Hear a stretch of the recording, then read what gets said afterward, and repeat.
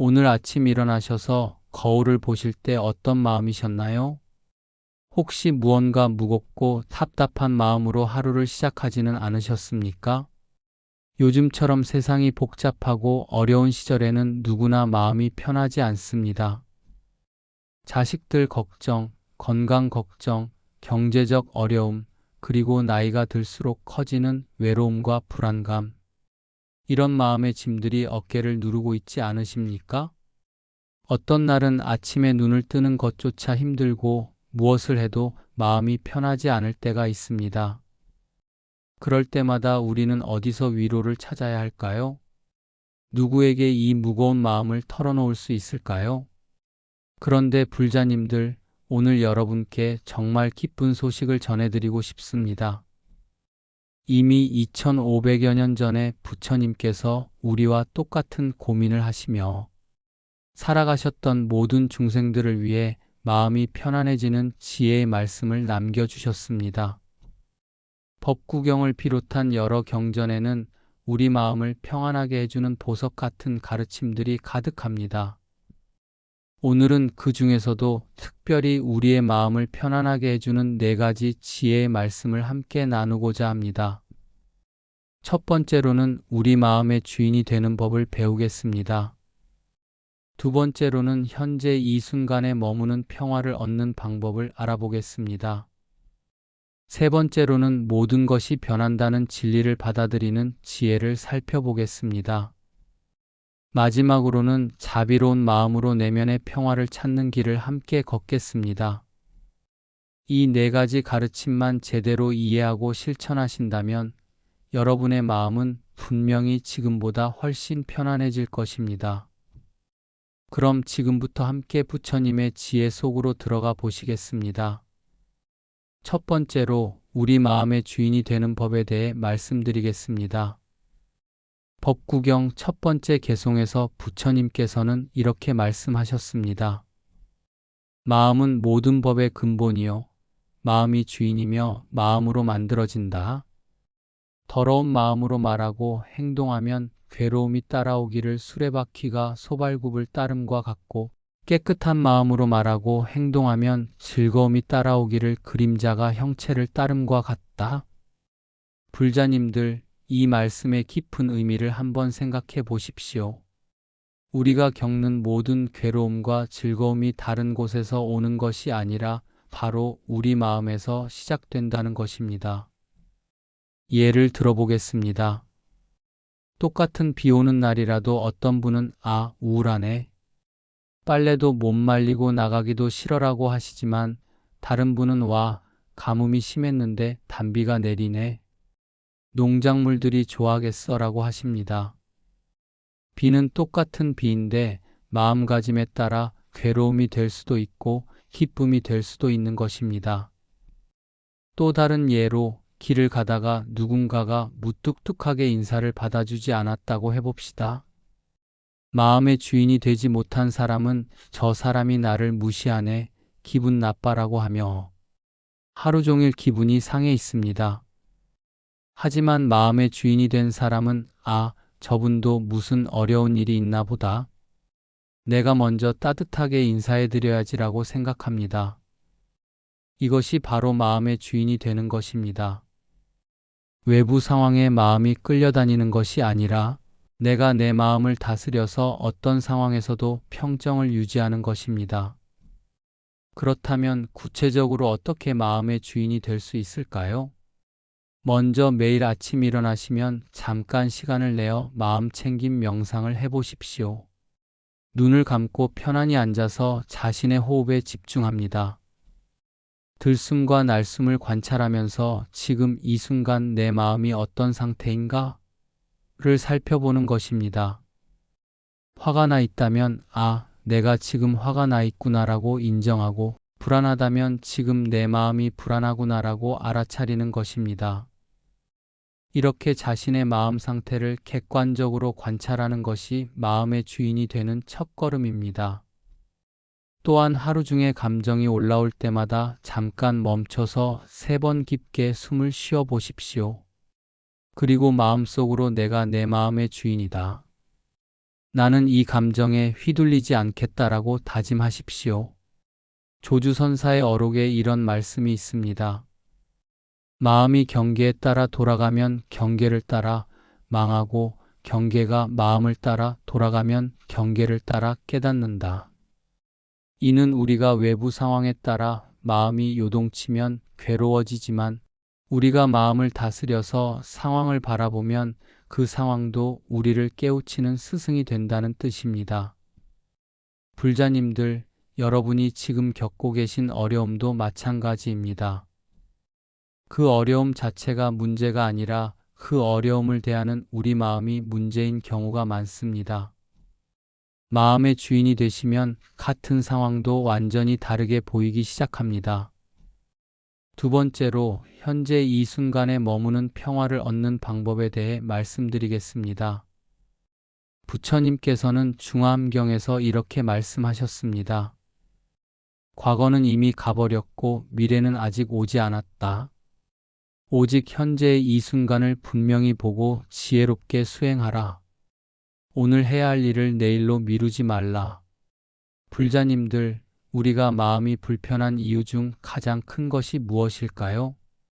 바로 과거에 대한 후회와 미래에 대한 걱정 때문입니다.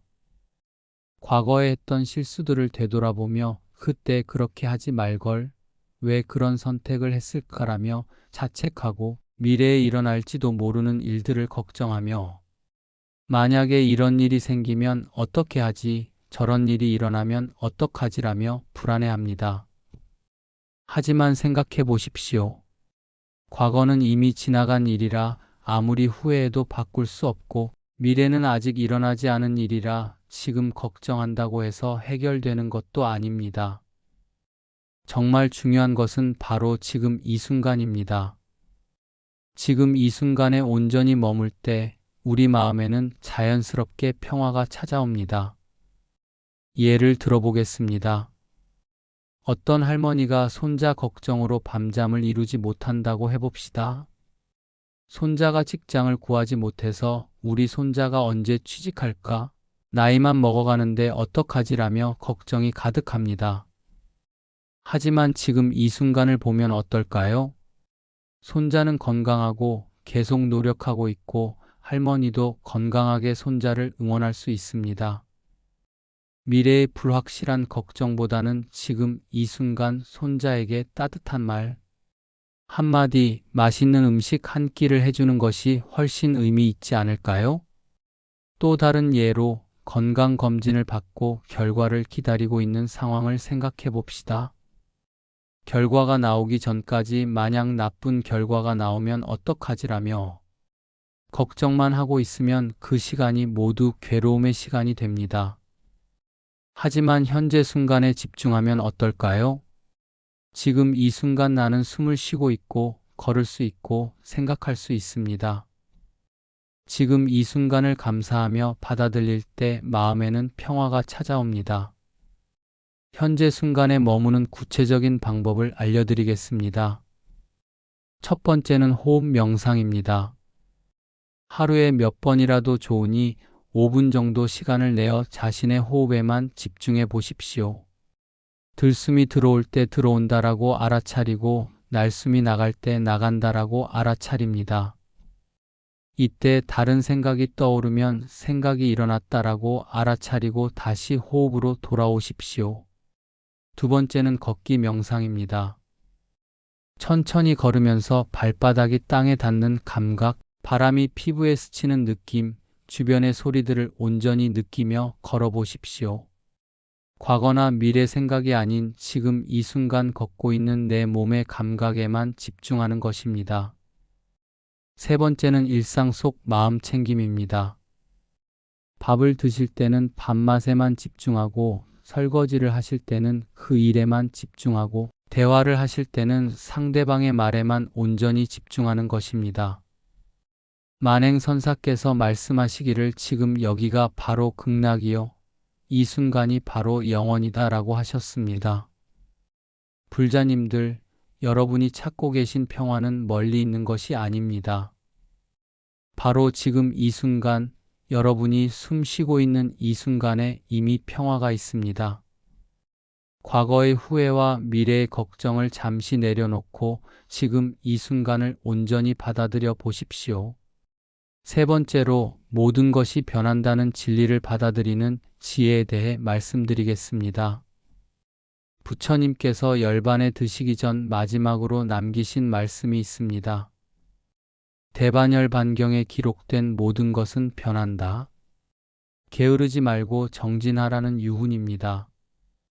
이 짧은 말씀 안에 불교의 핵심 진리인 무상의 가르침이 담겨 있습니다. 무상이란 영원히 변하지 않는 것은 없다는 뜻입니다. 불자님들, 우리가 괴로워하는 이유 중 하나가 무엇일까요? 바로 변하는 것을 변하지 않기를 바라고 변해야 할 것을 변하지 않게 붙잡고 있기 때문입니다. 젊었을 때의 건강한 몸, 예쁘고 잘생긴 외모, 사랑하는 사람과의 관계, 경제적 풍요로움, 사회적 지위, 이런 것들이 영원히 지속되기를 바라지만 세상의 모든 것은 변화의 법칙을 따릅니다. 나이가 들면서 몸이 예전 같지 않을 때 왜 내 몸이 이렇게 되었을까라며 괴로워하고, 자식들이 독립해서 집을 떠날 때 왜 나를 두고 가느냐며 서운해하고, 경제적 어려움이 생겼을 때 예전에는 그렇지 않았는데라며 한탄합니다. 하지만 이 모든 것이 자연스러운 변화의 과정임을 받아들일 때 우리 마음에는 오히려 평안이 찾아옵니다. 부처님 당시에 이런 이야기가 있었습니다. 기사굴산달이라는 여인이 갓난아기를 잃고 슬픔에 빠져 부처님을 찾아왔습니다. 그녀는 부처님께 아이를 살려달라고 간청했습니다. 부처님께서는 겨자씨 한 줌만 가져오면 아이를 살려주겠다고 하셨습니다. 단 조건이 있었습니다. 죽음을 경험하지 않은 집에서 얻은 겨자씨여야 한다는 것이었습니다. 여인은 온 마을을 돌아다녔지만 죽음을 경험하지 않은 집은 단 한 곳도 없었습니다. 모든 집에는 할머니든 할아버지든 부모든 형제든 누군가의 죽음이 있었습니다. 그제야 여인은 깨달았습니다. 죽음은 모든 사람이 겪어야 하는 자연스러운 과정이며 자신의 아이만 특별한 것이 아니라는 것을 말입니다. 이것이 바로 무상을 받아들이는 지혜입니다. 변화를 거부하고 저항하는 것이 아니라 변화를 자연스러운 흐름으로 받아들이는 것입니다. 그렇다면 무상을 받아들이는 구체적인 방법은 무엇일까요? 첫 번째는 감사의 마음입니다.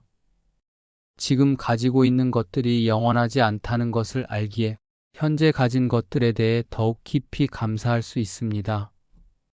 건강할 때 건강을 당연하게 여기지 말고 가족이 함께 있을 때 그 시간을 소중히 여기는 것입니다. 두 번째는 집착을 내려놓는 연습입니다. 매일 작은 것부터 내려놓는 연습을 해보십시오. 좋아하는 음식을 조금 남기기, 아끼는 물건을 나누어 주기, 고집스러운 내 의견을 굽히기. 이런 작은 연습들이 큰 집착을 내려놓는 힘이 됩니다. 세 번째는 변화 속에서 변하지 않는 것을 찾는 것입니다. 몸은 늙어도 마음의 본성은 변하지 않고 환경은 바뀌어도 부처님의 가르침은 변하지 않습니다. 변하는 것과 변하지 않는 것을 구별할 줄 알 때 진정한 지혜가 생깁니다. 용수보살의 중론에서는 인연으로 생긴 것은 소멸하고 소멸하는 것은 평화롭다라고 말씀하셨습니다. 모든 것이 변한다는 것은 괴로운 일만이 아닙니다. 지금 괴로운 상황도 언젠가는 변하고 어려운 시기도 반드시 지나갑니다. 이것도 지나갈 것이다라는 마음으로 현재의 어려움을 견디어 나가시기 바랍니다. 그리고 좋은 일이 생겼을 때도 이것도 지나갈 것이다라는 마음으로 겸손함을 잃지 마십시오. 무상을 받아들이는 지혜는 우리를 교만하게 만들지도 절망하게 만들지도 않습니다. 모든 상황을 평정심으로 받아들이게 해줍니다. 네 번째로 자비로운 마음으로 내면의 평화를 찾는 길에 대해 말씀드리겠습니다. 법화경에서 부처님께서는 자비는 열의 방이요 유연한 마음은 열의 의복이며 모든 법이 공한 줄 아는 것은 열의 자리이다라고 말씀하셨습니다. 자비야말로 우리 마음을 가장 편안하게 해주는 최고의 약입니다. 미운 사람을 미워하고 있을 때와 그 사람을 연민하고 있을 때 어느 쪽이 더 마음이 편안한지 생각해 보십시오. 미워하고 화를 낼 때 우리 마음은 불타오르며 괴롭습니다. 하지만 상대방을 이해하고 연민할 때 우리 마음에는 평화가 찾아옵니다. 결국 자비는 상대방을 위한 것이 아니라 나 자신을 위한 것입니다. 부처님 시대에 앙굴리말라라는 강도가 있었습니다. 그는 999명을 죽이고 그들의 손가락으로 목걸이를 만들어 차고 있었습니다. 모든 사람이 그를 두려워하고 미워했지만 부처님만은 그를 자비로운 눈으로 바라보셨습니다. 부처님의 자비를 받은 앙굴리말라는 마음을 돌이켜 부처님의 제자가 되었고 나중에는 깨달음을 얻어 성자가 되었습니다. 만약 부처님께서 다른 사람들처럼 앙굴리말라를 미워하고 두려워하셨다면 어땠을까요? 부처님의 마음도 괴로웠을 것이고 앙굴리말라도 구원받을 기회를 잃었을 것입니다. 하지만 자비로운 마음은 두 사람 모두를 구원했습니다. 우리 일상에서도 마찬가지입니다. 나를 힘들게 하는 사람이 있을 때 그 사람을 미워하고 원망하면 내 마음만 괴로워집니다. 하지만 그 사람도 자신만의 고민과 아픔이 있어서 그런 행동을 한다고 이해할 때 내 마음에는 평화가 찾아옵니다. 자비를 실천하는 구체적인 방법을 알려드리겠습니다. 첫 번째는 자해 명상입니다. 조용한 곳에 앉아서 먼저 자신에게 이렇게 말씀해 보십시오. 내가 행복하기를, 내가 평안하기를, 내가 괴로움에서 벗어나기를. 그 다음에는 가족들을 떠올리며 같은 말을 해보십시오. 우리 가족이 행복하기를, 평안하기를, 괴로움에서 벗어나기를. 그 다음에는 친구들, 이웃들, 나아가서는 나를 힘들게 하는 사람들에게까지 같은 마음을 보내보십시오. 처음에는 어색하고 어려울 수 있지만 계속 연습하시면 자연스럽게 자비로운 마음이 생깁니다. 두 번째는 일상 속 작은 친절입니다. 엘리베이터에서 다른 층 버튼을 눌러주기, 지하철에서 자리 양보하기, 마트 직원에게 감사 인사하기. 이런 작은 친절들이 모여서 우리 마음을 자비로 채워줍니다. 세 번째는 상대방의 입장에서 생각해 보기입니다. 누군가가 나에게 상처를 줄 때 저 사람도 무슨 어려운 일이 있나 보다. 마음이 아프니까 저런 말을 하는구나라고 생각해 보십시오. 이렇게 이해하려고 노력할 때 원망하는 마음이 줄어듭니다. 지장보살의 원력에는 지옥이 비지 않으면 성불하지 않겠다는 대비원이 있습니다. 이처럼 모든 중생을 구원하겠다는 자비로운 마음이야말로 가장 큰 수행입니다. 물론 우리가 지장보살처럼 큰 원력을 세우기는 어렵습니다. 하지만 내 주변의 작은 중생들부터, 내 가족부터, 내 이웃부터 자비로운 마음으로 대할 수 있습니다. 원효대사께서 일체 중생이 모두 부처라고 말씀하신 것처럼 나를 힘들게 하는 그 사람도 사실은 부처님과 같은 불성을 가진 소중한 존재입니다. 그저 무명에 가려져서 그 불성을 드러내지 못하고 있을 뿐입니다. 자비로운 마음으로 바라보면 모든 사람이 다 불쌍하고 소중한 존재입니다. 화내고 미워할 사람이 없어집니다. 이때 우리 마음에는 진정한 평화가 찾아옵니다. 불자님들, 지금까지 마음이 편안해지는 4가지 지혜의 말씀을 함께 나누었습니다. 첫 번째로 우리 마음의 주인이 되어 외부 상황에 흔들리지 않는 평정심을 기르는 것. 두 번째로 과거와 미래의 걱정을 내려놓고 현재 이 순간에 온전히 머물러 평화를 얻는 것. 세 번째로 모든 것이 변한다는 무상의 진리를 받아들여 집착으로부터 자유로워지는 것. 네 번째로 자비로운 마음으로 모든 존재를 바라보며 내면의 평안을 찾는 것입니다. 이 네 가지 가르침이 여러분의 마음에 깊이 새겨져서 어떤 어려운 상황에서도 흔들리지 않는 평화로운 마음을 가지시기를 간절히 바랍니다. 오늘 이 영상이 도움이 되셨다면 좋아요 버튼을 눌러주시고 주변에 마음이 힘든 분들이 계시다면 이 영상을 공유해 주시기 바랍니다. 그리고 댓글로 여러분의 소중한 경험담이나 궁금한 점들을 남겨주시면 하나하나 정성스럽게 답변 드리겠습니다. 부처님의 지혜와 자비가 여러분과 여러분의 가족들에게 늘 함께 하시길 바라옵니다. 모든 중생이 괴로움에서 벗어나 진정한 평화와 행복을 얻기를 간절히 기원하며 오늘 법문을 마치겠습니다. 나무아미타불 관세음보살 고맙습니다.